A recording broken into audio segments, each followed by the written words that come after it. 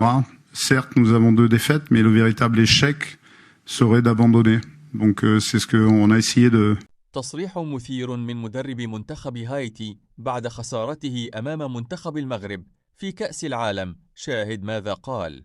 ولكن قبل أن نبدأ يرجى الإعجاب بهذا الفيديو وتعطير فمكم بذكر الله والصلاة والسلام على رسولنا الكريم.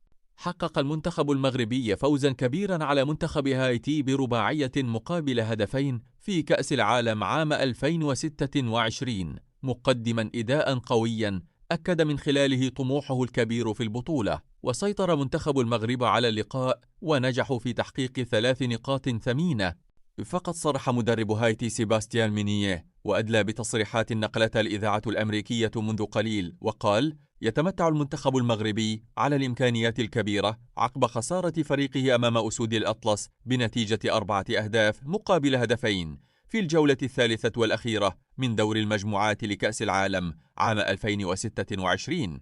وأكد مينيه خلال الندوة الصحفية التي أعقبت المباراة أن المنتخب المغربي يمتلك مجموعة متكاملة من اللاعبين تسمح له بالحفاظ على مستواه التنافسي حتى مع إجراء تغييرات على التشكيلة الأساسية.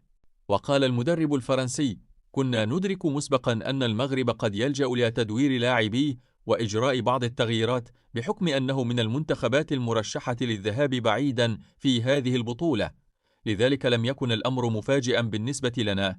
وأضاف أن قوة المنتخب المغربي لا تقتصر على عناصره الأساسية فقط، بل تمتد إلى جميع اللاعبين الموجودين في قائمته، موضحا: عندما تنظر إلى قائمة المغرب تكتشف أن المدرب لا يواجه أي مشكلة في تعويض أي لاعب، لأن البدائل تملك مستوى وجودة متقاربة. هذا الأمر يعكس قوة المجموعة التي يتوفر عليها المنتخب المغربي، وأعتقد أنهم قادرون على تحقيق مشوار طويل في البطولة.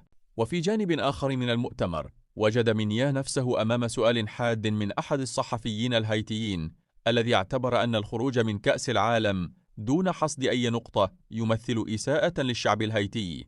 ورد المدرب الفرنسي على الانتقادات بهدوء قائلا: أعتقد أن الصورة التي قدمناها على المستوى الدولي كانت إيجابية. بعد نهاية المباراة أخبرني مدرب المغرب أنه تفاجأ بالمستوى الذي ظهرنا به، ولذلك أفضل الاحتفاظ بآراء الأشخاص المحترفين في كرة القدم.